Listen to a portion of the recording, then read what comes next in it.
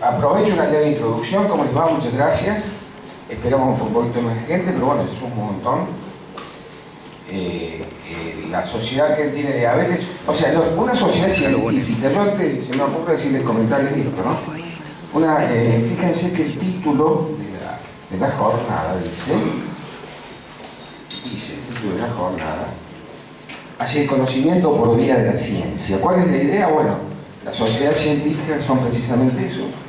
La Sociedad Argentina de Diabetes, de nutrición, de traumatología, de pediatría, hacen medicina o buscan hacer medicina a través del conocimiento de la ciencia. Después hay formas alternativas de hacer medicina. Bueno, nosotros nos vamos por la vía de la ciencia. Creemos que lo alternativo puede ser un comentario. A mí no me gusta la palabra alternativa, me gusta más complementaria. Lo alternativo lo aceptamos. Yo a mis pacientes le doy el ok cuando buscan algo alternativo, pero bueno, nosotros representamos una sociedad científica. Eso es importante que lo destaquemos.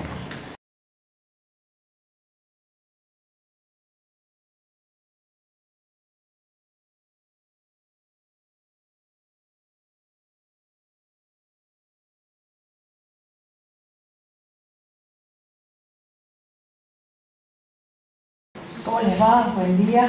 Ayer también estuvimos en una jornada hermosa y me tocó hacer la apertura.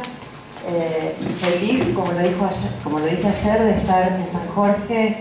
Es un lugar que queremos mucho, es un lugar que desde el capítulo del litoral apoyamos 100%. La gente es muy linda, el lugar es muy lindo, lo que se vive acá, hay como una magia en San Jorge. Así que bueno, hoy vamos a tener una jornada hermosa con gente muy amiga y que le encanta hablar y muy lindo. Así que bueno, vamos a disfrutarla. Desde mi lugar, agradecerle enormemente a Miguel. Cuando a principio de año empezamos a pensar que se venía la presencialidad, dijimos, bueno, San Jorge tiene que estar porque lo extrañamos mucho. Y ahí nomás nos pusimos en contacto y el sí de Miguel fue rotundo y el apoyo nuestro desde el capítulo fue también rotundo, así que nos pusimos a pensar qué temas podíamos abordar y me parece que está saliendo redondito. Anoche la pasamos muy bien, estuvo súper interesante, una concurrencia enorme y bueno, a disfrutar. No quiero ser muy largo todo porque ya venimos un poquito atrasados. Un placer estar acá, disfrutémonos porque va a estar muy bueno y adelante. ¿Qué es la SAC y qué es el capítulo litoral? Explicarle a los chicos. Bueno, en realidad la Sociedad Argentina de Diabetes, obviamente como explicó Miguel, es una sociedad científica. Nosotros somos, desde el capítulo del litoral, somos una subcomisión, digamos, ¿no? Que abarcamos Santa Fe y Entre Ríos. Esas son las dos provincias que bueno, justamente abarcamos para hacer esto de promoción, educación, fundamentalmente científica, ya sea para pacientes como también para profesionales de la salud en general, ¿tá? Así que bueno, por eso este evento también, ¿no? que lo demuestra al 100%. Bueno, nos vemos. Disfruten. Bueno, ahora sí. Me toca presentar a un colega que tiene un currículum impresionante, pero yo no voy a hablar del currículum, voy a hablar del colega amigo, un medicazo. Sí. Usted conoce bien. Un medicazo.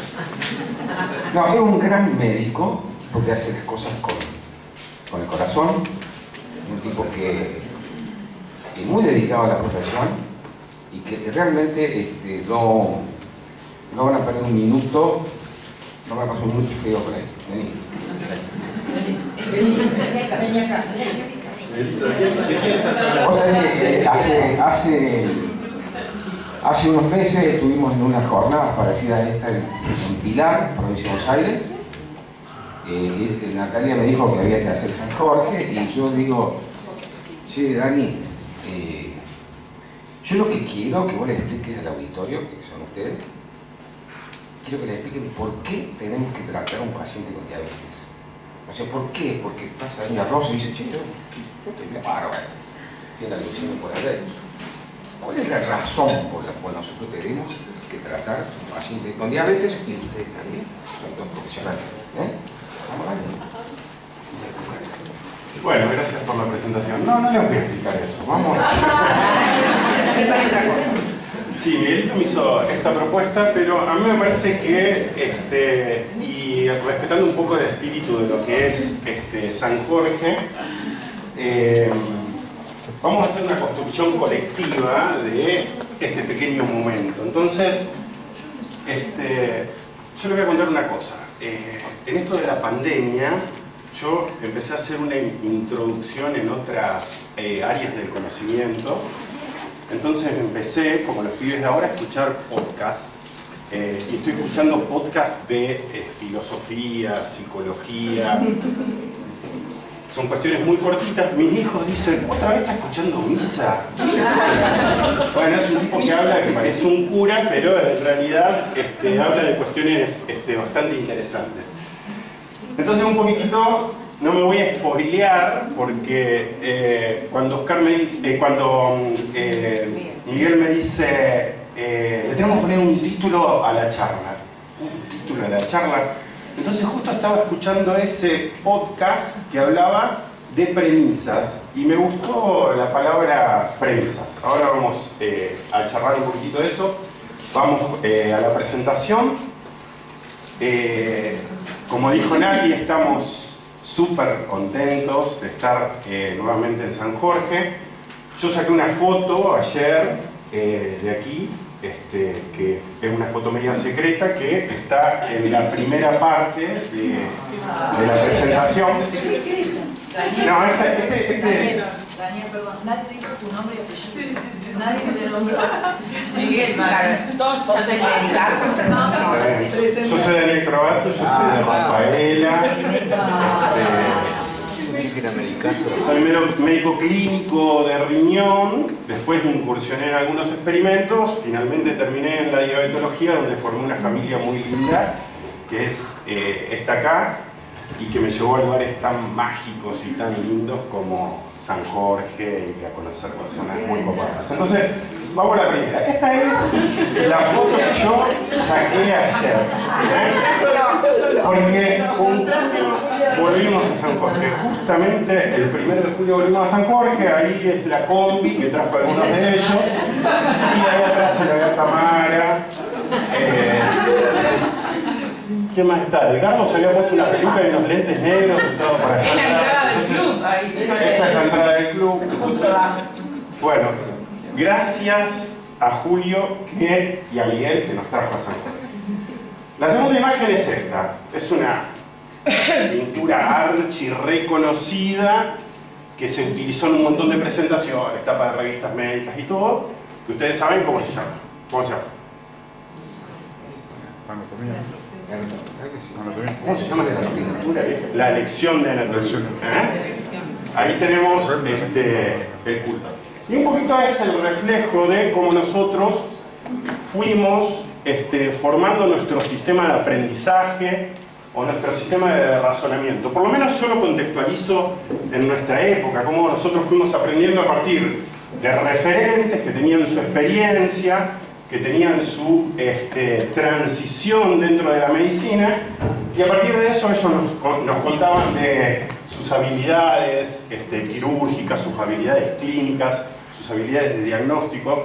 Ayer Ale contaba mucho esto de la importancia de la anamnesis, de la historia clínica, del examen físico. Yo me iba a traer el Cosio, que era el libro donde estudiábamos nosotros y donde aprendíamos semiología, que es un libraco así grandote, que es de un tipo argentino que lo había escrito como en 1960, es un libro bastante viejo, que los conceptos fisiopatológicos estaban muy viejitos, pero utilizamos la expertise del tipo, que enseñaba bastante bien el examen clínico, el examen físico, y a partir de eso nos permitía hacer un proceso de razonamiento que nos llevaba a diagnósticos presuntivos, diagnósticos diferenciales, y a partir de ahí nosotros establecíamos un diagnóstico de certeza.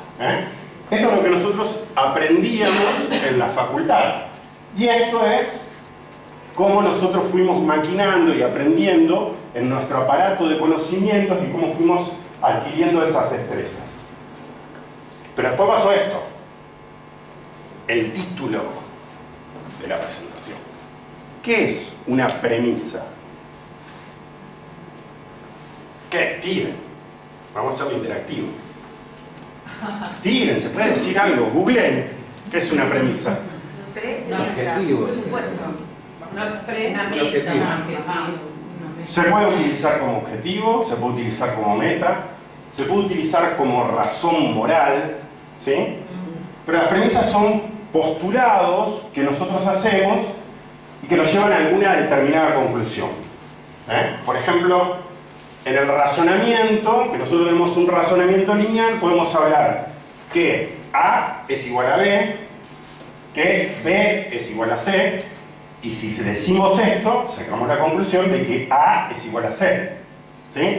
Eso es bastante lineal, bastante específico. Después yo puedo poner una premisa. A ver, estamos muy contentos de estar en San Jorge. ¿Cómo te llamas? Maricel vino a San Jorge. Maricel está contenta. Si yo llego a ese lineamiento de pensamiento. Pero no lo sé. ¿Estás contenta, Maricel? Ahí tenemos la evidencia. Maricel nos dijo, estoy contenta, sacamos la conclusión. Maricel está contenta a partir de un razonamiento que nosotros hacemos linealmente a partir de premisas. ¿Sí? Entonces, la premisa es el resultado de un razonamiento. ¿Sí? Ese razonamiento aristotélico. Es aristotélico. Es aristotélico, pero Aristóteles lo proponía como un silogismo, un poquito más complejo. Pero este pensamiento empieza ahí, en la época de Aristóteles, y después lo vamos desarrollando en el campo de la medicina a partir de un proceso basado en algo que es nuestra guía, que es el método científico. ¿Sí? A partir de ese método científico nosotros vamos elaborando comprobaciones de la ciencia, que esas comprobaciones de la ciencia en algún momento nos damos cuenta que están equivocadas, nos las volvemos a replantear, entonces hablamos que la ciencia en realidad no es una verdad, sino que es una razón que podemos ir verificando. Y de eso depende la medicina basada en la evidencia. ¿Sí? Empezamos con ese contexto de Aristóteles y después vamos a otros contextos que ya son más de nuestra época, de la época del 90, que son la medicina basada en la evidencia, donde ahí intervienen otros tipos como Sackett, como Guyton, que eran tipos que estaban en Canadá y que empiezan a plantear que la medicina se tiene que basar en la evidencia. Entonces dijimos que las premisas las podemos plantear como esto, como un método de razonamiento, pero también como objetivos o principios morales.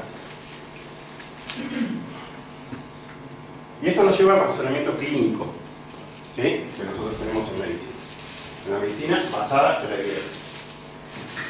Fíjense que a través del tiempo, y esto lo dijo Miguel ayer, a través del tiempo nosotros empezamos a tener diferentes puntos de vista o diferentes enfoques en el tratamiento de la diabetes. Primero, la diabetes, como era la manifestación de la glucosa alta a nivel de la sangre, teníamos que tratar como objetivo eso. ¿Sí? Después nos empezamos a dar cuenta de que nuestros pacientes se enfermaban y se complicaban por otras cosas, por la enfermedad del endotelio. Entonces empezamos a enfocarnos en el riesgo cardiovascular, en el control del riñón, en el control del cerebro. ¿Sí? Y ahora hay una tendencia a enfocarnos a una de las causas principales de la diabetes, que es la obesidad. ¿Sí? Ahora tenemos todo un paradigma. Y quieran o no, esto se va enfocando de acuerdo a cómo va evolucionando la ciencia, y una ciencia impulsada por la investigación que se va impulsando desde la industria, desde el laboratorio, porque la mayoría de los ensayos controlados los produce la industria. El tema es que los enfoques, nosotros no tenemos que ir corriéndolos linealmente, sino que tenemos que ir integrándolos. ¿Sí? El control glucémico es importante, el riesgo cardiovascular es importante, la patología renal es importante, la obesidad es importante. Y casi que empezamos por el emergente, a tratar a los pacientes antes, que era el control glucémico. Después nos fuimos a las consecuencias del mal control glucémico, de la fisiopatología de la diabetes, y ahora quizás estamos un poquitito más enfocados en la raíz propia de la diabetes. Después, Cristina nos va a hablar un poquitito de esto en su charla. Y esto ya lo conocemos, ¿sí? Conocemos que necesariamente, para tratar las patologías crónicas, en este caso la diabetes, necesitamos de diferentes pilares de tratamiento y que todos son importantes, porque si falta uno, las estructuras empiezan a tambalear. Entonces, nos focalizamos en esos cinco puntos principales para el tratamiento de la diabetes. Hemos tenido un avance bastante grande en cuanto a la parte de medicación. Hemos tenido un avance bastante importante en el tema de educación, ¿sí? Pero en el medio de todo esto tenemos que poner al paciente, ¿sí? El paciente tiene que estar dentro de esa estructura, dentro de esa protección que dan esos pilares de tratamiento. Después tenemos no sé si disyuntiva, tenemos una Biblia que tenemos que seguir. Tenemos un pensamiento por ahí judeo-cristiano, pero la medicina también está enmarcada en una ética, en una moral. Esto parece más moral, ¿no? El bien y el mal, que nos dicen cómo tenemos que actuar, pero nosotros tenemos estos principios, ¿sí? Para tratar a nuestros pacientes. Que por ahí, estos principios, no los cumplimos o nos pasamos un poquitito de la raya de estos principios e incurrimos en ciertas cuestiones que tienen que ver con una palabra que se denomina paternalismo, ¿sí?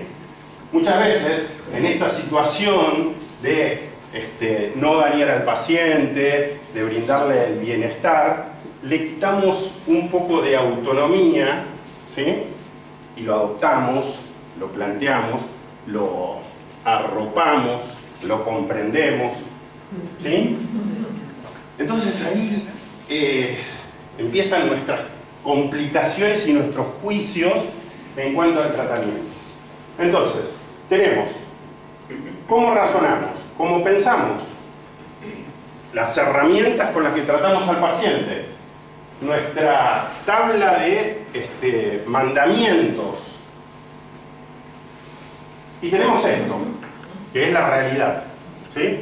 A mí me gusta mucho la epidemiología y pienso que muchas soluciones están de fondo, ¿sí? Entonces es importante conocer y saber qué es la salud de la población, ¿sí? ¿Cómo nosotros podemos determinar o cómo podemos evaluar si una población está saludable o no? ¿Qué piensan? ¿Tenemos indicadores de esto? ¿Tenemos marcadores de esto? De epidemiología, acuérdense. ¿Qué tenemos? Encuesta nacional de factores de riesgo.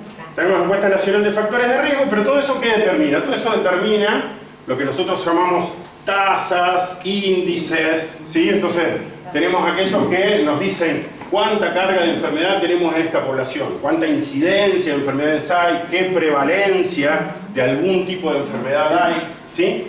Tenemos tasas de mortalidad, tenemos tasas de nacimiento, todo eso nos muestran un poquitito la oscilación que nosotros tenemos demográficamente. Después tenemos tasas de impacto, como cuántos adhieren a la actividad física, mediante el porcentaje de hemoglobina glicosilada de una población. Nosotros sabemos si esa población está más bien o más mal controlada con un factor específico, ¿sí?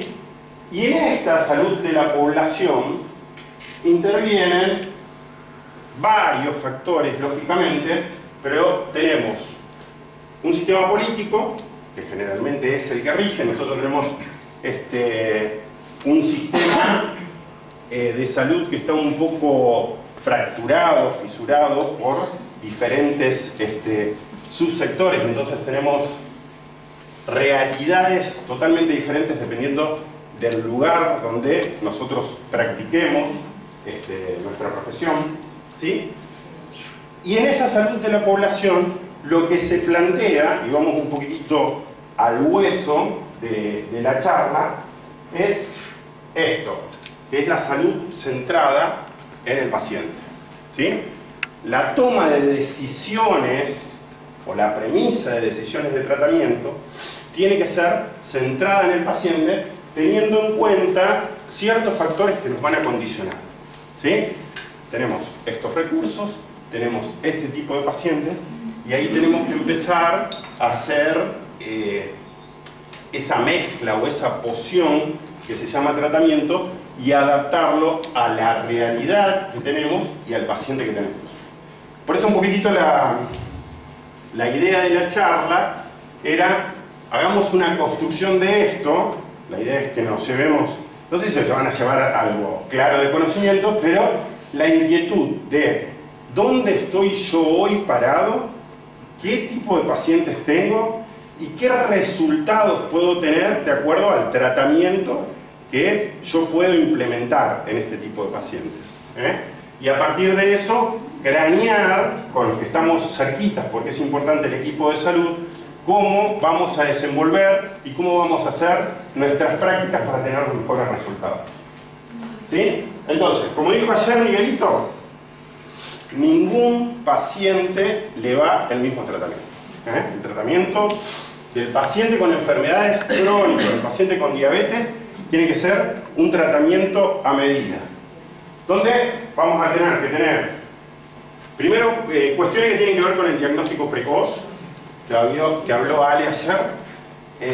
Leí un artículo hace un par de semanas atrás, con todo esto de que ahora apareció una palabra bastante interesante, no apareció de ahora, pero apareció a partir de ciertos resultados de estudio, que es una palabra remisión de la diabetes. ¿Escucharon? Sí. Remisión de la diabetes.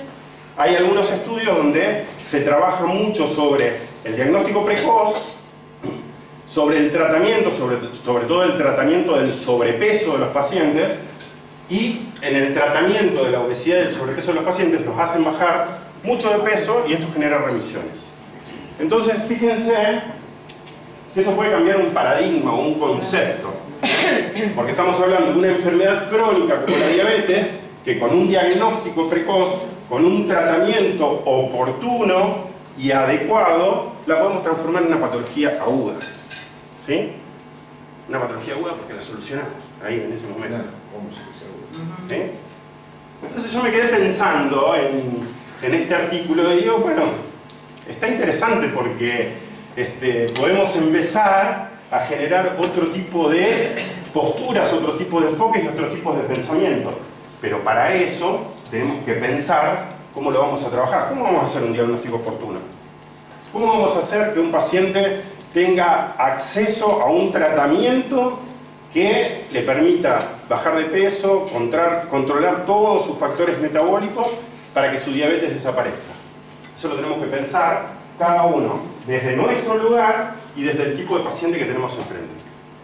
Y la palabra clave que es hablando o charlando y consensuando con el paciente. ¿Sí? Uno de los ejes importantes de esta maquinaria. ¿Sí? Fíjense esto. Esto aparece en los cuidados, en los estándares de cuidados de la Asociación Americana de Diabetes. ¿Sí? ¿Se acuerdan de ese? La publican todos los años. Esta creo que apareció por primera vez en el 2018 cuando se proponen estos modelos o estos sistemas. Fíjense acá arriba.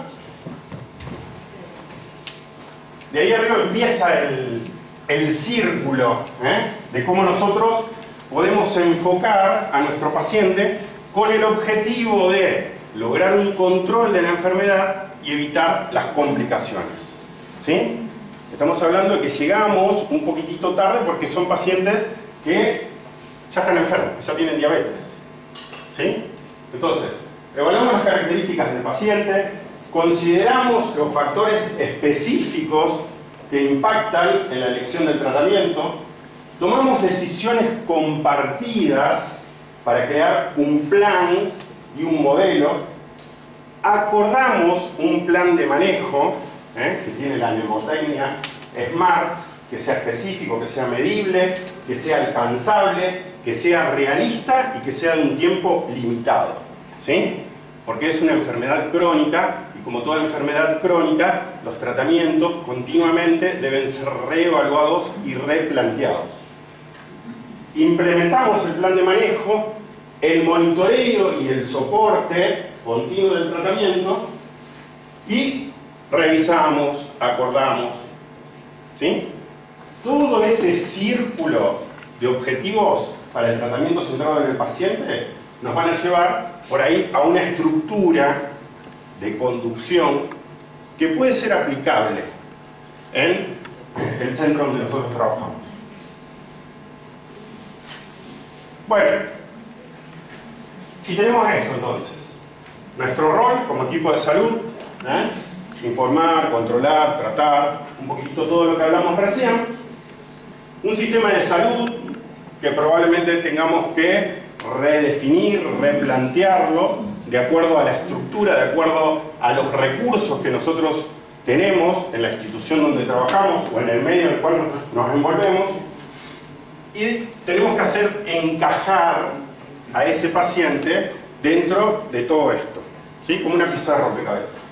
Y ahí yo le puse que una de las herramientas importantes para que el paciente encaje en toda esta estructura es el empoderamiento del paciente. Nelly, ¿qué es el empoderamiento del paciente? Nelly es educadora. Eso, mira.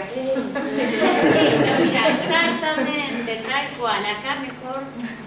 Bueno, ¿qué es empoderar? ¿Quién se anima a decir? Bueno, se habla mucho de empoderar hoy en día, y sobre todo del empoderamiento de la mujer y eso que ahora está tan en boga. ¿Qué es empoderar? Yo creo que tiene que ver un poco con dar herramientas para que puedan tomar decisiones solas. Bien, dar herramientas para la autogestión. Sí, para que se hagan cargo de su enfermedad.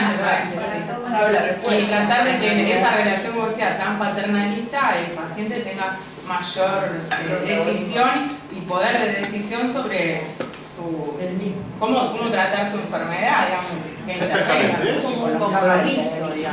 Es Es una herramienta que por ahí nos ayuda a comprometer. Vamos a ver lo que dice la OMS. La OMS dice, según la OMS, es un proceso mediante el cual las personas adquieren un mayor control sobre las decisiones y acciones que afectan a su salud. ¿Sí? Esa es la definición que plantea la OMS.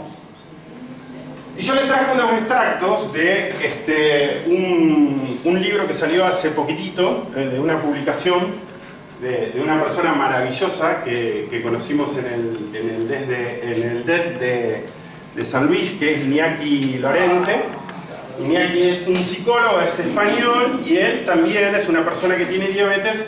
Entonces, como la vive en primera persona, la enfoca de otra perspectiva. Entonces, yo corté algunas páginas, me gustaron esto porque él, en principio, lo que habla es de su diagnóstico y cómo esto le representó entrar en un viaje. Entonces él lo describe como un viaje intergaláctico. Acá le pongo la tapa si lo quieren. Está el PDF. Sí, está en PDF, se puede bajar y está muy lindo para leer. Entonces, él describe que esto es como una nave y que esa nave tiene diferentes tipos de motores, y los motores lógicamente son los que conocemos todos como para estar en un equilibrio saludable, que son el control biopsicosocial, y él describe que si el motor psico está en el modo tristeza, posiblemente colocará al social en modo quiero estar solo, y al bio, por ejemplo, en insomnio.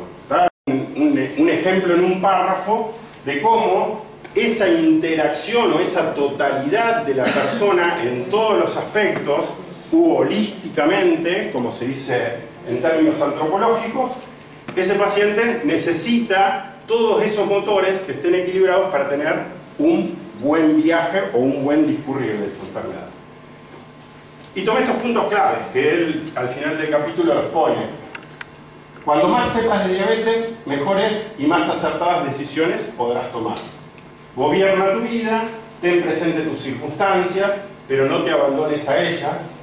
La persona es un ser biopsicosocial, un ser completo, y los tres aspectos se influyen mutuamente para bien o para mal. ¿Sí? Bastante significativos cada uno de los puntos y lindos para pensarlos también con nuestros pacientes.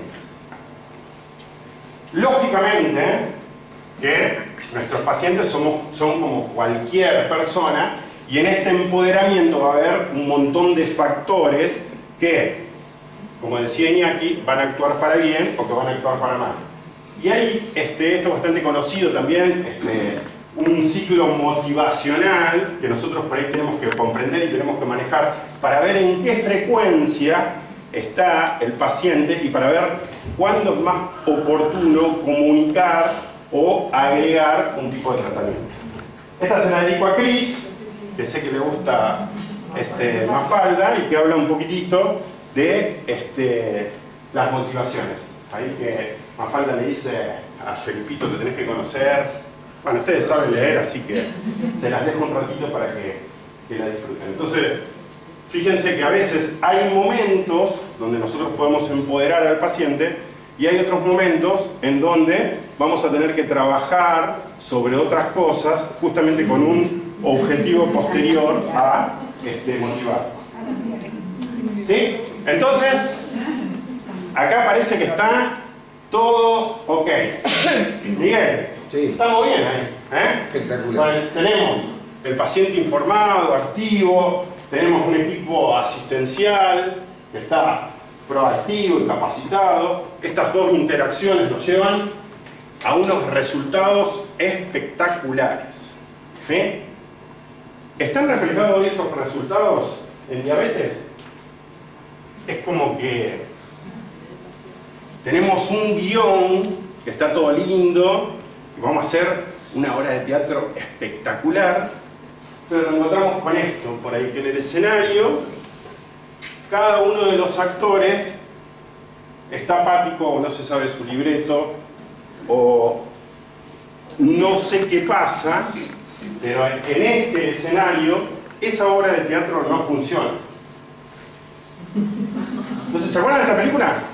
El que se acuerda de esta película es porque denota edad. 90.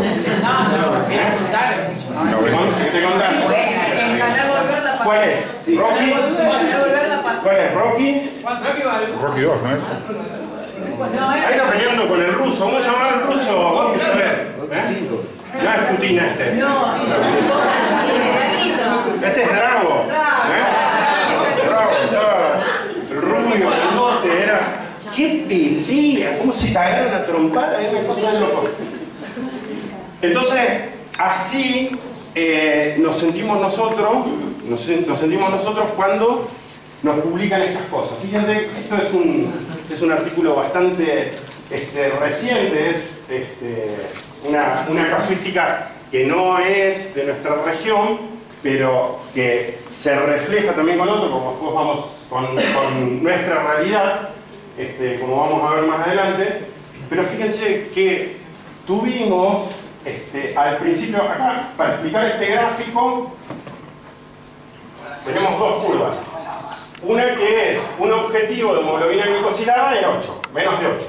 Y la de más abajo es un objetivo de hemoglobina glicosilada en menos de 7.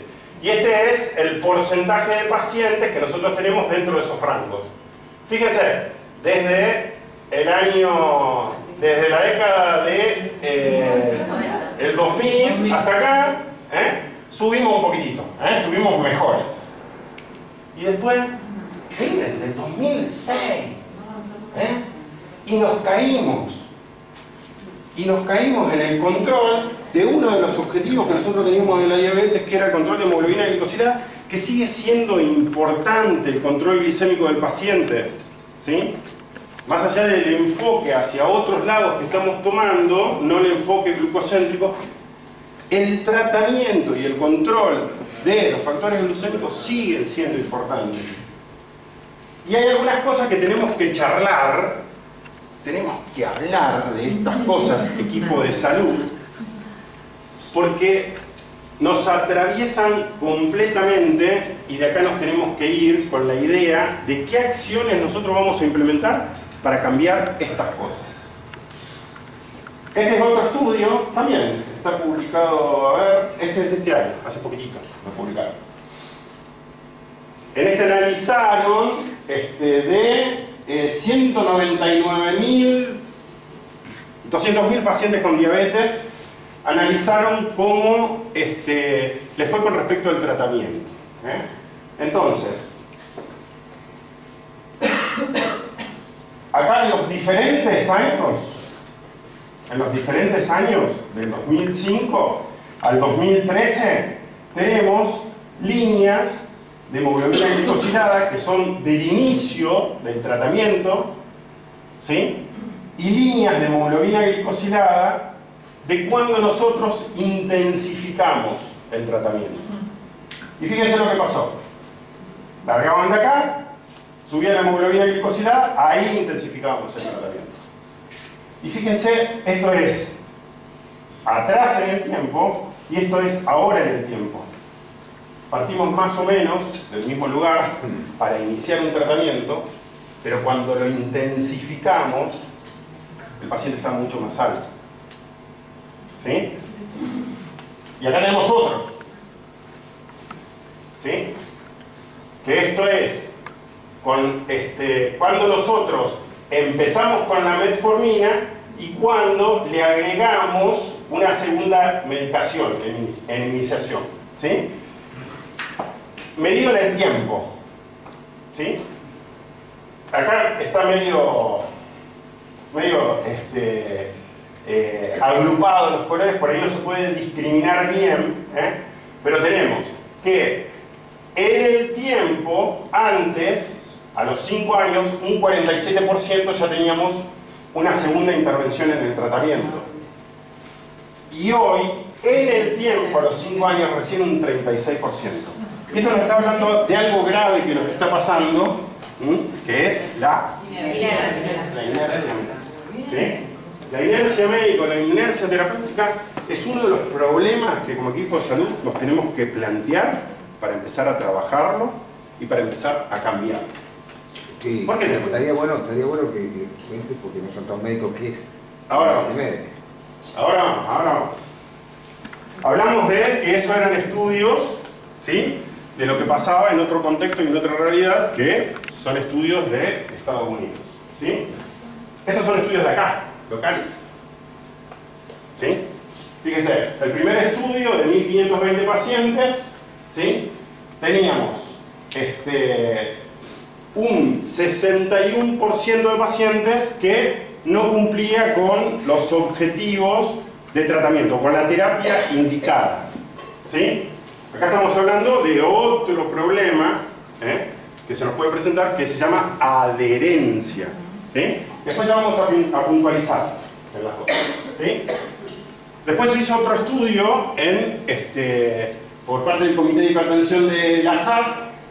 Yo no sé cómo voy con el tiempo, voy avisando. En el Comité de Hipertensión de la SAD, donde más o menos pasó lo mismo.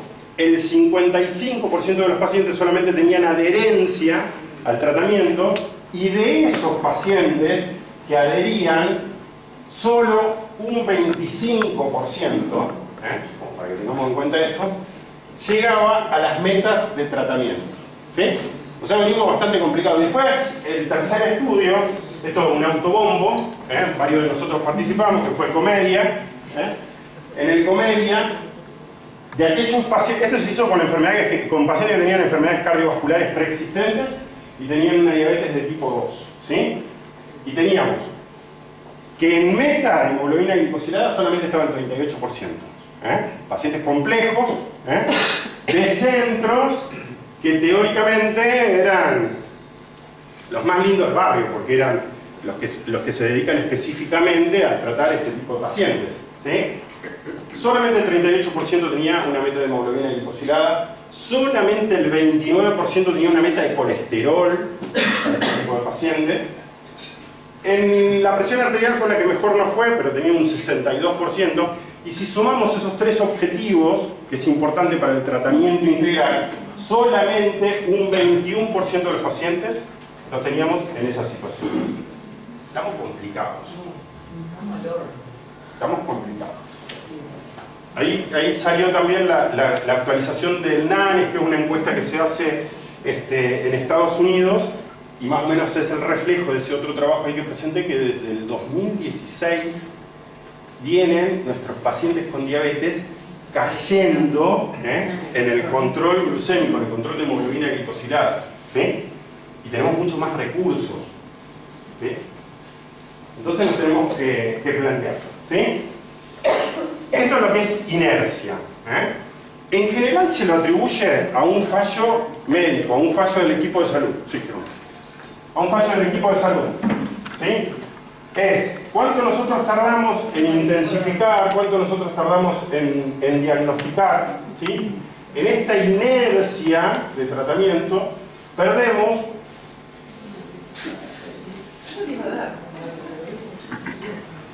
Sí, pues estaba sacando. Perdón.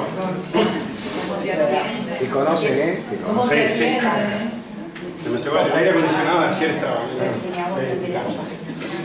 Bueno, fíjense que en realidad nosotros le atribuimos al equipo de salud a esta inercia del tratamiento. Inercia en el diagnóstico, inercia en la intensificación del tratamiento, y nos lleva a malos resultados esto. Pero que en realidad tenemos involucrados un poquitito todo lo que hablábamos al principio, que es el sistema de salud con sus problemas y su existencia de recursos, de estructura, de programación, etcétera, etcétera. El paciente, en su incumplimiento terapéutico, por ahí que hay un contexto desfavorable, social, económico, ¿sí? Y en la parte médica, que por ahí no tenemos los conocimientos adecuados, por ahí no tenemos tiempo, por ahí la obra social, como paga poquitito, lo tengo poquitito al paciente adentro. O sea, tenemos varios condicionantes que tenemos que ir pensando para ver cómo mejoramos esto de la inercia, ¿sí? Y de la adherencia, porque en la adherencia les pasa lo mismo. La adherencia, ¿sí?, debería ser, acá lo define como la participación activa en la elección, inicio y cumplimiento del tratamiento acordado con el equipo de salud. Es exclusiva, porque parece que cuando hablamos de inercia, el problema es del equipo de salud. Cuando hablamos de adherencia, el problema es del paciente, ¿sí? Ahí vimos en la inercia que no es tan así, porque cada uno de los actores de esa obra de teatro que nos iba tan mal tiene su guión que por ahí se le olvida, esos blancos, esas lagunas, o uno no le pasa, ¿cómo se llama?, el pie al otro actor para saber cuándo tiene que comenzar su escena, ¿sí? Y esto de no adherir o de la inercia al tratamiento, eso vale para los dos, reduce la eficacia, empeora el problema de salud, provoca efectos adversos o intoxicaciones, esto más relacionado con la adherencia, y genera importantes costos en el equipo de salud, ¿sí? Fíjense, un montón de factores socioeconómicos, demográficos relacionados al paciente, asociados a la terapia, asociados a la enfermedad, asociados al sistema de salud. Pueden buscar ahí un montón de material, un montón de bibliografía, como para empezar a construir su propio plan de acción en esta parte del tratamiento, ¿sí?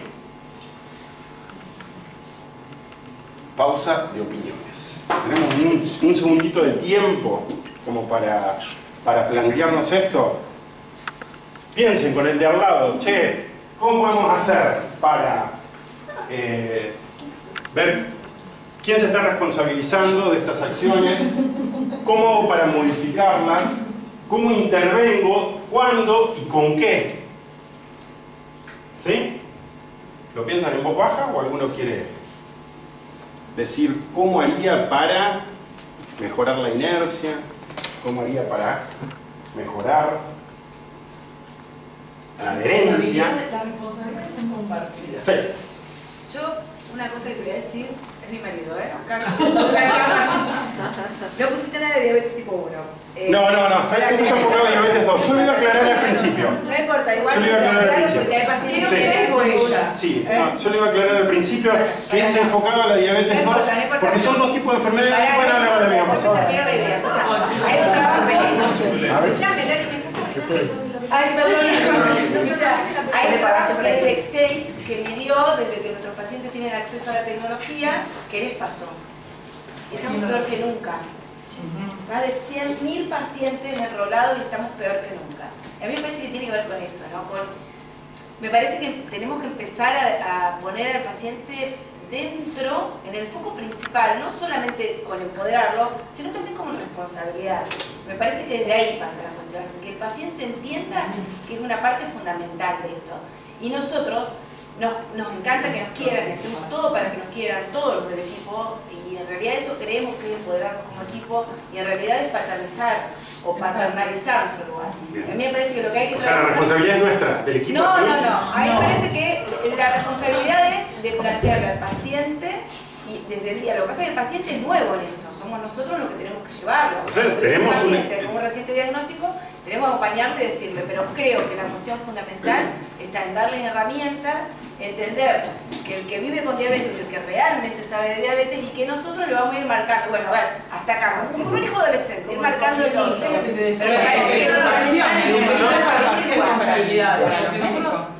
Acá Miguelillo. No, yo creo que tiene que ver un poco también con esa característica que tiene la diabetes tipo 2 de ser asintomática. O sea, yo en mi experiencia, en realidad, a tener un paciente nuevo, muy bárbaro, el tipo viene con la glucemia muy alta, muy metabólicamente descompensado, y resulta que los pacientes andan muy bien. La segunda, tercera consulta, el paciente no estás bárbaro. Incluso esta especialidad nos da una satisfacción a quienes la hacemos, porque los pacientes andan muy bien. Lo que no logramos, porque le decía al paciente, che, estás bárbaro, loco, qué bárbaro, no cambiaste, te felicito. Y desaparece el tipo. Desaparece el paciente que se curó. Y lo que no logramos es que ese paciente, si se descuidó un poquito, a los 3 meses está pelotado de nuevo. ¿Cómo lo solucionás a eso? Y yo creo que es una cuestión de educación. Claro, me parece que evidentemente explicarle. Y conductismo también, porque necesitamos pautar los controles. Porque tenemos herramientas que tienen que ver con lo cognitivo, o sea, nosotros cuánto le podemos aportar de conocimientos al paciente, pero es una enfermedad crónica. Es como que el tipo se embaga, ¿viste? Se embaga, se pone con la pila, se enganchó, la mujer lo mandó, los hijos le hicieron tratar, el tipo se puso bien. Por allá. Después no logramos. Hay algo que, o sea, otra realidad es también el tema, estamos en un sistema capitalista y no nos debemos olvidar de las obras sociales. El paciente te plantea que la obra social cada 6 meses tiene que llenar planillas, que cada 6 meses le pide los análisis, que como no se cumplió los 6 meses altos no le cubre los análisis que tiene que pagar, que esto es una realidad de todos los días. Entonces el paciente se cansa, como no siente síntomas, dice, bueno, no importa, abandona, suspendo, después vuelve, hace como un mes que dejé la medicación, regresa, trata de llenar las planillas. Eso creo que también desde, no solo como médico, sino desde la sociedad, es plantear lineamientos o tratar de mejorar eso, porque también al médico lo cansa. Entonces, sí, bueno, para llegar a un mejor tratamiento o centrarnos en el tema del paradigma de la obesidad, tenemos un montón de herramientas que no podemos alcanzar ninguna, porque hay que llenar 28.500 papeles, disponer de un montón de tiempo fuera de la consulta, llenar más historias clínicas, te la rechazan, te piden otra cosa. O sea, solo el que insiste lo logra. Fíjense, en ese camino se cansó el paciente, se cansó el médico. Claro, como con 2 opiniones, Ale la última y después, pero fíjense como con 2 opiniones, 3 opiniones, sí, el paciente, el médico y el sistema. Estamos complicando todo, ¿Ale? Ale tiene una voz muy chiquita, solo una.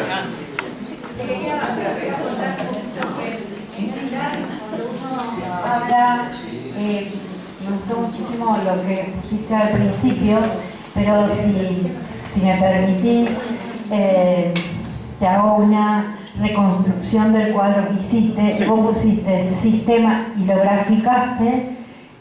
No sé si muchos se habrán dado cuenta, pero creo que vos lo pusiste intencionalmente para que subliminalmente el gráfico, nada es intencional, el paciente, y pusiste el sistema y dijiste centrado en paciente, y el centro del círculo no estaba en el centro, sino que estaba el sistema. Entonces ese gráfico creo que debería quedar en la cabeza de muchos. Creo que subliminalmente pusiste algo muy interesante a nivel cerebral, para que quede el gráfico que no hay. En la última, me spoileaste porque en la última diapositiva, ahora la voy a borrar, en la última diapositiva que está toda animada, que eso fue un trabajo, imagínate lo que es para mí. Viene así, el paciente y se coloca en el centro del sistema.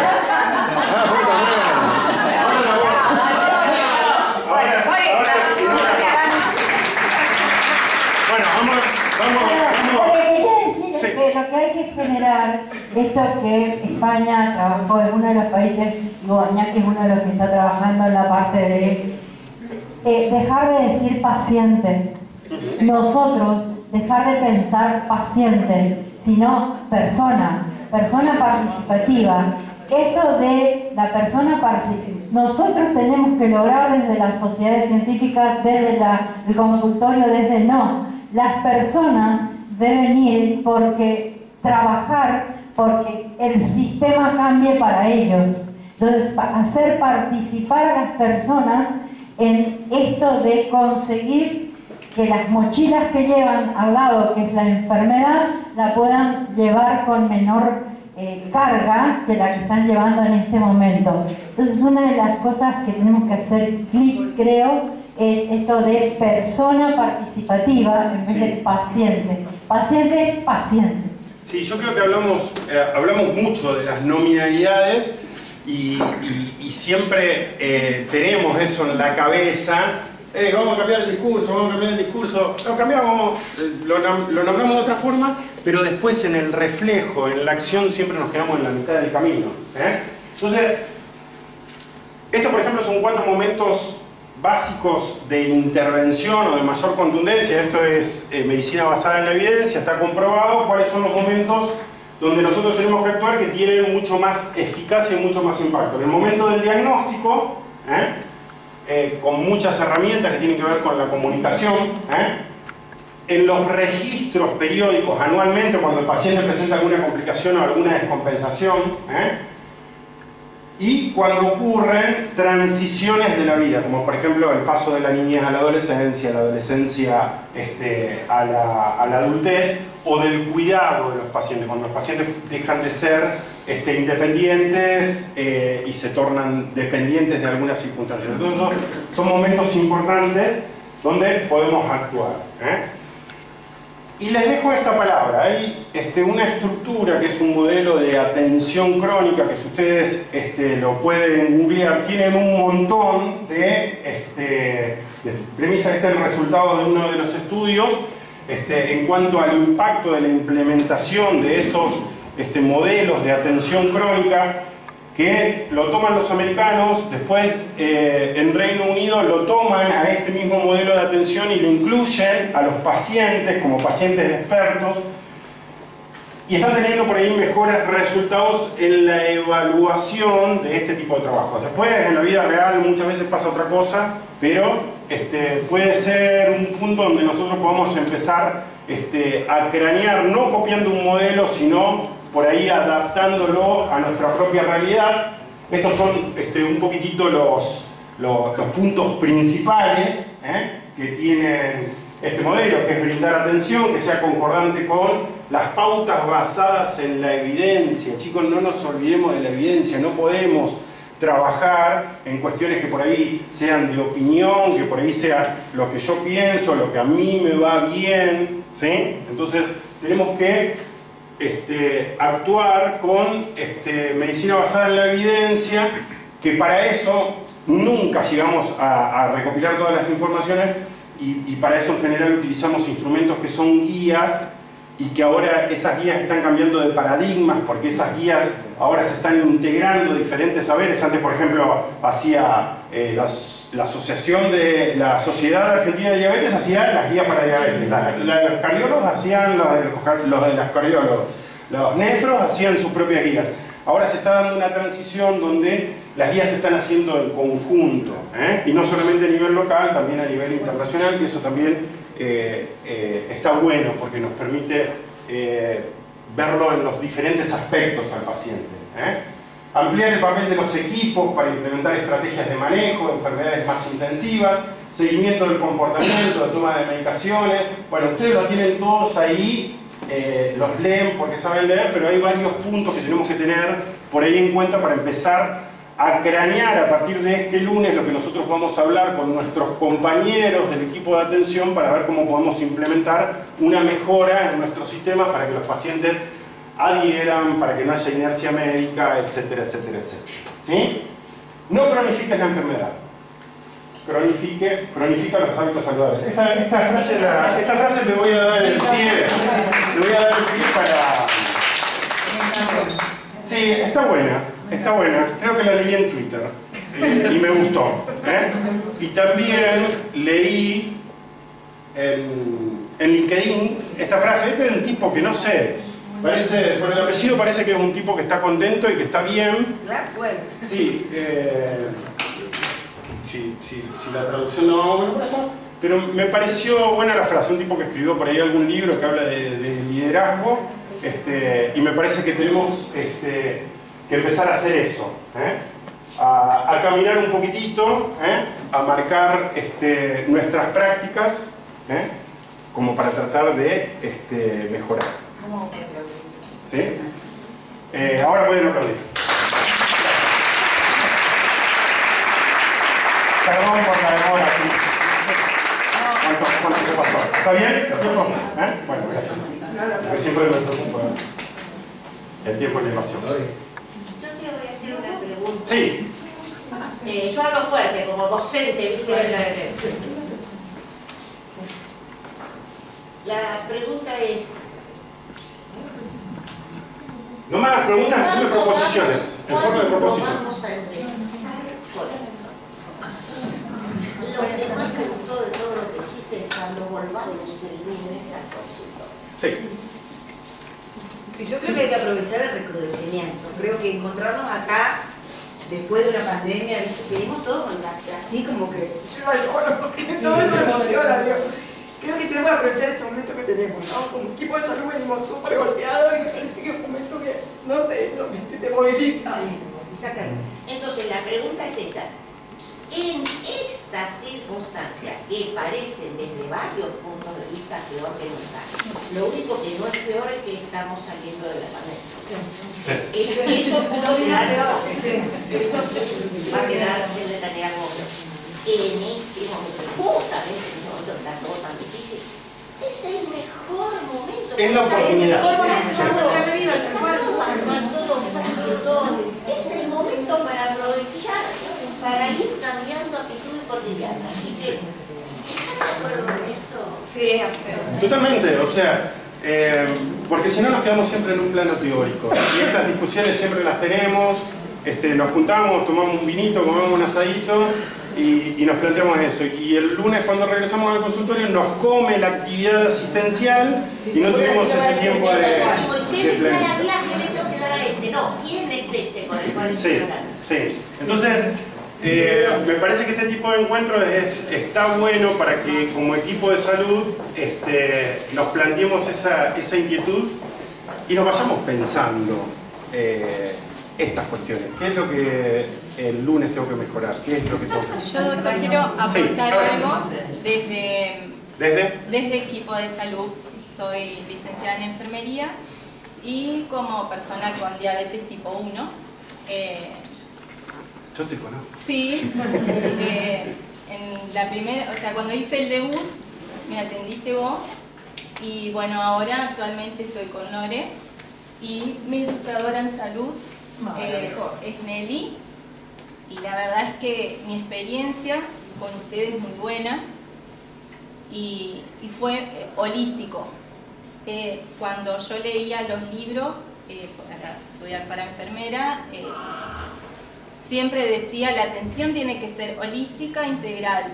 Después entra el sistema de salud y hay veces que tenés que optimizar y no llega a ser holístico. Con ustedes yo sentí eso, experimenté eso, que fue que tratan todo. ¿De dónde son? De San Martín de las Escobas. Y entiendo hoy que, digamos, como... Bueno, la mejor oportunidad para transformarte en una educadora, ¿no? Sí. Vos, no sé, vos sos... Lo tengo pendiente. No, es que no podés hacer otra cosa. Sí,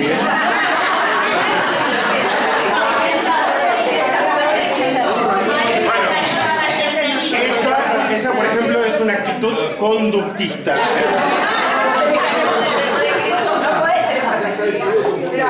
Escúchame, ¿cómo te llamas? Juliana. Juliana. Bueno, yo, por ejemplo, el gran problema que tengo en San Jorge es que no tengo nadie que me acompañe.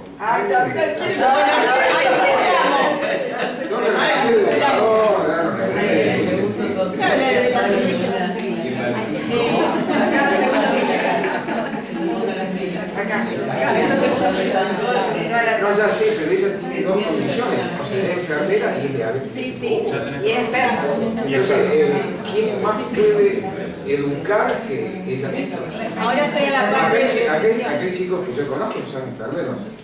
Y yo lo que no puedo lograr es que se pongan las pilas, pero no en hacerse educadores.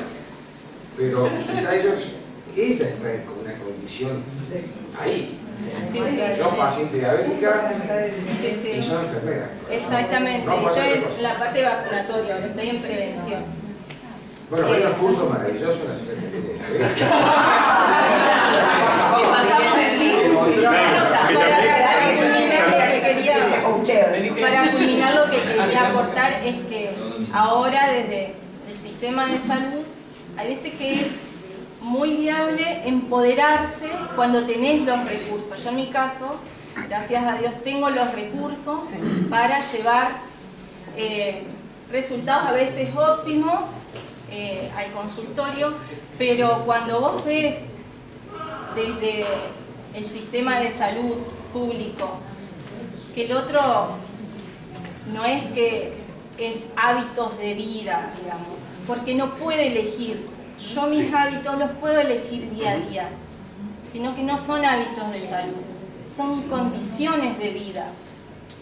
Entonces tratar desde el sistema de salud de que con esas herramientas, esas condiciones no se vuelvan, que lo determinen en la vida, digamos. Es lo que tenemos, sí podemos mejorar, pero empoderarlos desde ese lugar. Es esto lo que tengo para proporcionar. Y que esta condición no te determine. Es eso, digamos, lo que tenía para aportar. Hablando de la salud pública, no la salud pública es igual en todos los lugares. Sí. Porque trabajar en salud pública, cuando yo trabajé en Buenos Aires era una cosa, tenías todo, cuando me vine acá, paciente diabetes tipo 1, no le dan una tira por casualidad, lo seguís por síntoma y lo seguís por una leucemia cada tanto que le hace, y alguna tira que le presta a alguien, o que por una gotita le puedes hacer cada tanto. Es lo que es mala praxis. Entonces, o sea, hablamos de que solo tienen el NPH, la corriente con la jeringa, o sea, hablando de lo que es prehistoria parecería, pero es real y algo de todos los días. Sí, hay soluciones que podemos implementar desde el equipo de salud, hay soluciones que son de fondo, que eso ya tenemos que hacer un planteo más político, institucional. Ahí Nati es muy activa en la parte política, va a ser nuestra próxima gobernadora, así que...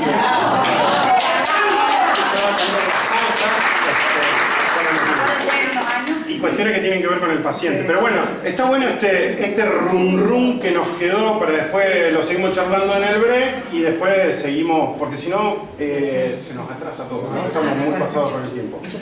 Gracias, gente, por venir a hacer.